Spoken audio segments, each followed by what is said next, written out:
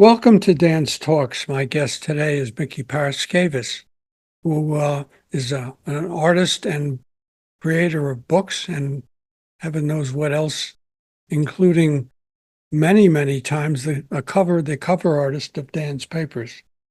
Known him for many years, and if this video is on the version that you're listening to this podcast, I can tell you that he has an office that looks like a Halloween set, but but that's that. Mickey has been doing children's books and then adult books. How many books altogether have you published? We've kind of lost count, and that sounds weird, but I think over the years, probably more than 30. I said published, but I meant written, edited. Do you have a publisher? At the moment, no, but in the past, we've done, a lot. Simon and Schuster, we were at HarperCollins, we were at HBJ, lots of places. Lately, I've been just doing my own thing. So Your own thing also consists of this in the last year or two, you took on a Herculean task, Herculean, of doing a painting a day.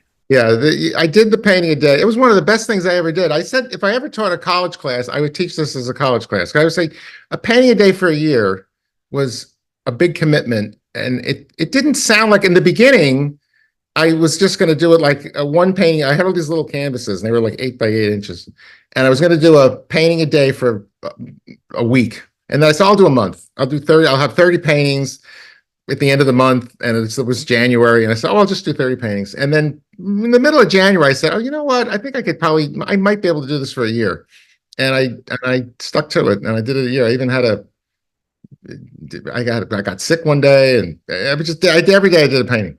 So, and then it was somewhere more successful than others. I think some were more successful than others, but on the whole, I will say that I think it was a very eye-opening experience because I think I learned at this late stage of my life, I I think I learned a lot about painting. I was really things I just done stuff because you do it so quickly. And I have a lot of sketchbooks, and I always had ideas about I was never at a loss for an idea, and so just to execute them as a painting and just to go every day, wake up, start a new one. By the end of the day, it had to be done, whether it was finished or not. Just was done, and it just go on to the next one. And it was a lot of fun. Have they been up in a gallery so people could see them, or We saw it. I showed it at Stony Brook at the Riboli Center, and that was it was interesting. It was just to see them all up. We hung every painting up, except there were three controversial paintings they wouldn't put up for some reason, but I will let that go. But all of them were up, and it was nice to see them. So then at the end of I remember the last painting I did was like on New Year's Eve, and my wife's joke was I would start these paintings, and some of them were like little farm scenes, and you'd see a nice bucolic painting, and then she'd say to me, I invariably had to ruin it because I would put like Godzilla, in the background. And she'd say, her joke was, "What are you going to do today to ruin the painting?" I see.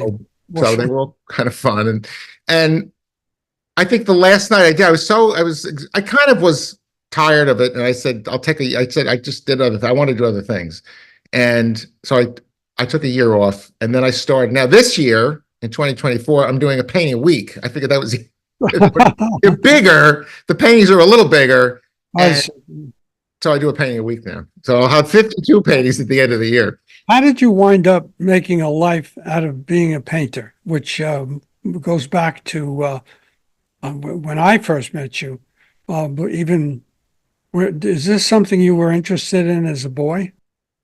I always drew as a kid. I think I was always more conscious of picture making, of telling a story with a picture than I was about reading. I didn't really start reading until I was like 12. I mean, I read, your schoolwork, but I didn't really take to reading until I read The Count of Monte Cristo, which is a highly recommended book. It was my mother. My mother saw that I wasn't reading, and she said, "You know, you really have. Why don't you read?" And I said, "Oh, I really want to draw." And she hands me The Count of Monte Cristo, and she said, "Listen, it was one summer," and she said, "You read 50 pages of this book every day, and just please trust me. Just sit in the morning, take 2 hours, read the book, and try." And she was right. That was a great book, and it was after that I read everything after that. Where did you go to? Where did you grow up? I grew up in I have a twin sister. We grew up in New Jersey, and we didn't really come out to the Hamptons. I came out to the Hamptons as I was a kid, but we didn't, my mother and father didn't buy a place out here until 79. I was like a high school, I was in high school. What town were you in? In where, New Jersey? Yeah. Yeah, Roselle Park. A shout out to all ever the Roselle, little tiny town. It's in Union County. It's Oh, I was in Essex. Essex. Yeah, well, it's in Union County. So that's everybody in New Jersey knows 5 Points, the famous Peterson's hot dog place. Whenever I tell somebody I grew up in New Jersey, I grew up in Milburn. I know what that is.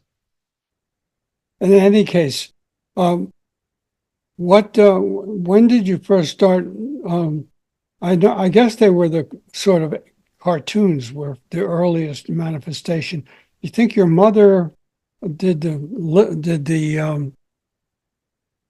words? How did that work? Well, you know what? In the beginning, if you remember, this goes back a while. This is like Dan's Papers history. I used to be I did 5 summers at Hamptons magazine, and I was there I was their illustrator, and I was in school at the time, and then I was out of school, and I was out of school. But every summer I would do their paper, and I would do tons of stuff for them, and I learned, how to do stuff fast, and it was a great job. And then you hired me away in '88 when the paper was growing, and I did your cartoons for you. I did your cartoons for 32 years. I added it up one day. There was a lot. It was like 3,000. It was like 3,800 cartoons I did for the paper, and it was I just loved it. I love that paper, and A lot of people love those it cartoons. was a great run. And I think that it was so funny. And I think what people used to say, "But you've been at Dan's a long time." I said, "Well, Dan and I have a great relationship. He faxes me the stories. And I don't even have to go to the office. I just have to get the stories. I drop them off, and then I was always in the paper. And it was great to be in the paper every week. That was what was nice about it. You also had a My gallery. You also I'm had a sorry. gallery for some time. I had a gallery in West Hampton. I always wore a lot of hats. I didn't really like the gallery scene. I didn't really like, forking over half my money to a gallery, and then the show was only up for 2 weeks. And I liked having my own gallery. I sold a lot of paintings. I apologize for the bing, but I like the gallery. Being able to sell and being to sell to the public. And, again, Dan's Papers at the time. So I was working at Dan's. I was doing all these drawings for you, and we did covers. I did a lot of covers for the paper. Some better than others, but there were a lot of covers. The Christmas covers were always good. I really liked the Christmas covers. And going and doing that, my mother was bored. And she was very creative, but I hear I was working at the paper, and she said, "Let me write this for you." She wrote a column for me. She had this idea to do this story about Junior Kroll, which is about this little kid with a bow tie on. And she wrote like a story poem every week for like 10 years. And and you ran it in the paper, and it was there every week.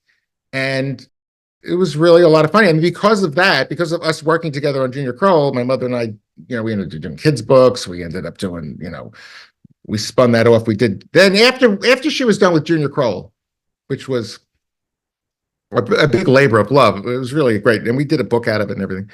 Then we decided to do. Then we did a comic strip. We did a full-fledged, comic strip. And in the beginning of it, I think that if you go back and look at the history of Dan's, it grew. It got better and better as it went on. I think Green Monkeys at the end was really pretty funny. And then my mother and I did a TV show for Nickelodeon. With this, I'll show of the visual. I'll hold up the Ferocious Beast.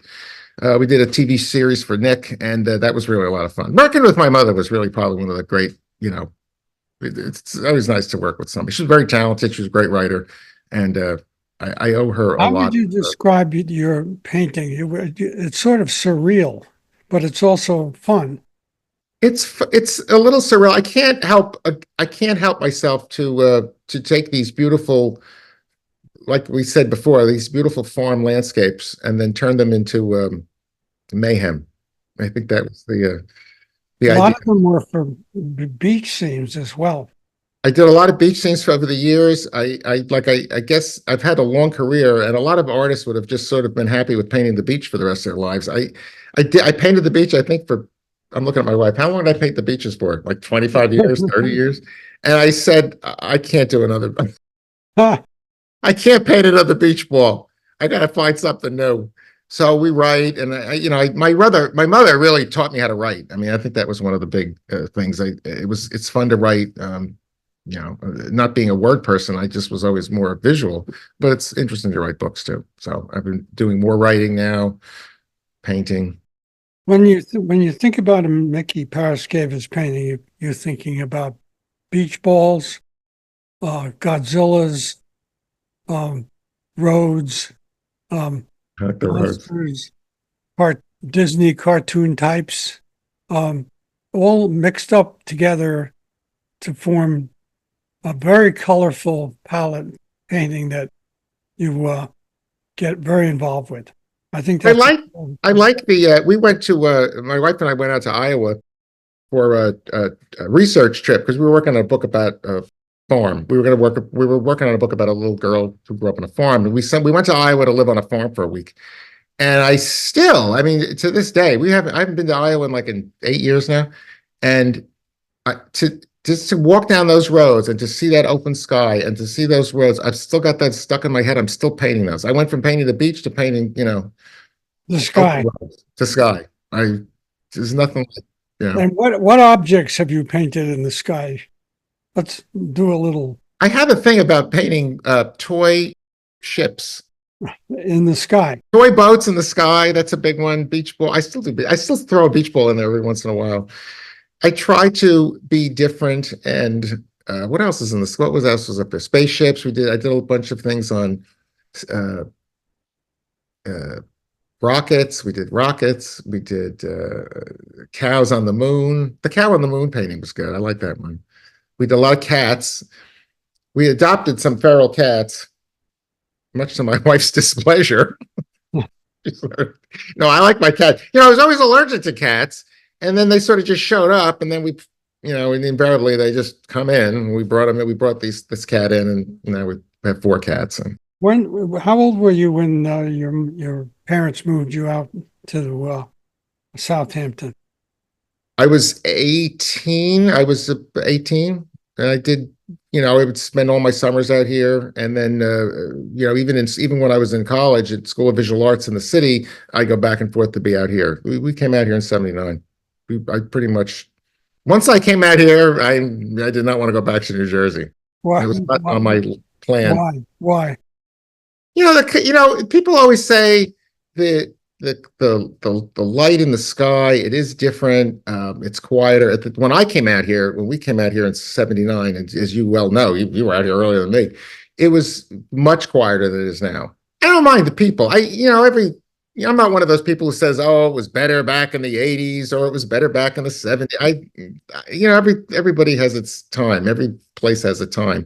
But I like to see a little activity. I don't like to live if I wanted to live in nowhere, if I wanted to live in the middle of nowhere, I'd move out to Iowa where there was nobody out there. I mean, there's really nobody there. It's a very strange feeling. We were in a town in Iowa that had 400 people in it. And it was really, you don't see anybody. So out here, it's like, but the colors out here, the lights out here, the beach was here. It was just a nice, it's a quieter lifestyle. The city, I really didn't want to live in the city. It's too noisy. There's too much going on. I can't focus on anything in the city. What's your routine in the day when you do you paint at a particular time? I'm better. I've shifted a little bit. I really much better in the morning. I need to have light. I've always had to have light. It wasn't because of my eyes. I have a lot of trouble painting under lights. So I tend to try to paint when I get up. I paint in the mornings, and I'm more awake in the morning. So if I don't get the main thrust of what I'm doing done by noon, I'm done. I can't. I'm not good at painting at night. That doesn't work. I don't even write well at night. I write better in the morning. I try to get everything done during the day and then accomplish other tasks in the afternoon. Have you painted out in the pastures and places like that, or just in your studio? No. But people think, like, oh, is artist ever go back? No, I don't paint outside. I always think they fake it. I think they paint part of it and then they go outside and then they paint in the. No, sometimes you see them paint for I enough know. I hobby. always think they just show off. That's mean. I shouldn't be mean. It's not for me. I like the studio. What was the I like most my TV on. I like to watch the news when I paint. I like activity. I like my wife around. I don't want to I'm not interested in going out and paint in the woods.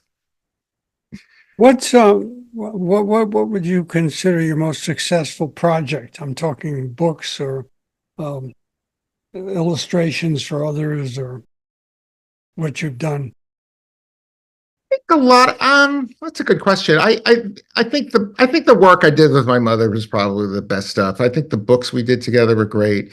And then I think the pinnacle of it was to do the show at Nickelodeon, to do Maggie and the Ferocious Beast, to also in TV. I think the problem is that there's so many people that work on the project. You can initially create it, and then other people take it over. But we really took it over. My mother wrote it, and I designed it, and I think our writing on it and my mother's writing on it was just probably a once in a lifetime shot. I think that was really this little guy. I'll show him on TV. This isn't like it.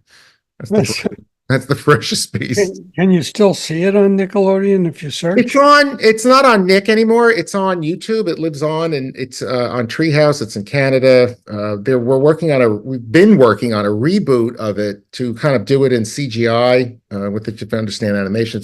Right now, Maggie was a 2D show. We were thinking of rebooting it as a CGI show. We're writing new scripts for it, and it's like pushing a rock. Getting a TV show on is like pushing a rock up the hill.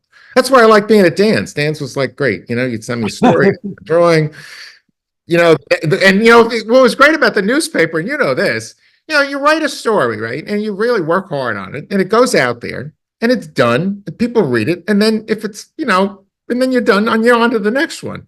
Right. With TV, you're like, you write a script, and like 6 months later you see a drawing, and then and it takes a year later, 9 months later you see the voice work. It just takes forever. But that's what I liked about the news, the immediacy of the paper. You get immediate feedback from it. And it. I used to walk around. We used to do Junior Crowley, and even when we did Green Monkeys, people would stop me on the street and they say, "Are you that guy that does the Green Monkeys?" And I read that strip, and or I didn't understand this week's.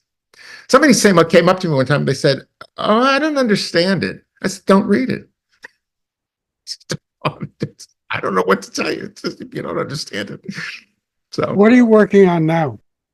well, I'm trying to get done. This is to get this year over with. This is the painting a week problem, and then we're working. My wife and I are working on a. What are we working on? We're working on a show about a. We're doing a show, a kids show about a farm, and we're working on a few. We're working on a live action. We're working on a animated sitcom. We have like 2 of those in the hopper. So there's always something going on. I'm always busy. I can't say I'm not busy. I may not be making any money at times, and sometimes it goes like you make a lot of money and then you make nothing. So it runs its course. Do you have any plans for doing anything differently than what you've been doing now, up until now? I don't think so. I think I'm okay. I think always, I like to paint. I mean, if I couldn't paint, I'd be very upset. I like to draw. I like to paint. And What else do you do after you're painting for the day? What sort of things do you like to do out here, out in the Hamptons? go to TJ Maxx. What else? Shopping. What else? To walk around town. My sister-in-law has a dog whose name is Priscilla, and we like Priscilla. We take Priscilla around. Priscilla likes to walk through town and see other dogs. That's her whole I see. dick in life. She loves that. And the cats we like the cats. And then sometimes dogs get along with the cats. It's funny. I don't really have my hobbies are like I don't really have a lot. My hobby is my work and my painting and life and general. I like my wife. My wife is wonderful. She's sitting right over there listening to me. I want to come on screen, but she's like, but my Maria. One of the best things I always said. One of the best things I ever did was get married. I should have gotten married a lot sooner. That's what life is. Well, thank you for being on the podcast. I enjoyed it, and we'll look forward to seeing You your look stuff. good, Dan. You look great. You look exact. You never change. You always look the same. I mean, I don't know if that's not because like when you were 50, you kind of look like you do now. So you just look like you look. This is how you always look. This is what people who know you. That's kind of good. But I it's think that's good kind because of you good. just Yeah. me. I get like I just look. I think I look older. And these are the girls back here. If you can see, if you're looking at it on video, you can see these mannequins I did for a show. And What show was that? this was I did an exhibit at the Southampton Arts Center in 2019, and they did this big retro. Oh, you saw it. It was just this big Yeah, retrospective I did. It show was a of my great work. show. So we did these. I made these mannequins for the show, and they didn't want to put them in the show. They were like, "Oh, the kids are gonna really think these are strange." I put them in the show. Where can people see your work this fall? Uh, well, you can see everything's online. Everything's online now. It's at michaelparaskevas.com. You know how to spell my name. You just Google search me, you'll find the website. There's a lot of stuff on there. You can see you can also follow the weekly paintings online. You can see all the dailies. There's a website for the dailies. There's a link to it. And that's it. And I'm still looking, kind of in the process of looking for a place to exhibit the weekly paintings. That's my next, that's the next big project. I have to find a place to show them. So working on that. Thanks for being on the podcast. Dan, you're the best. I'll talk to you soon. Bye, Mick.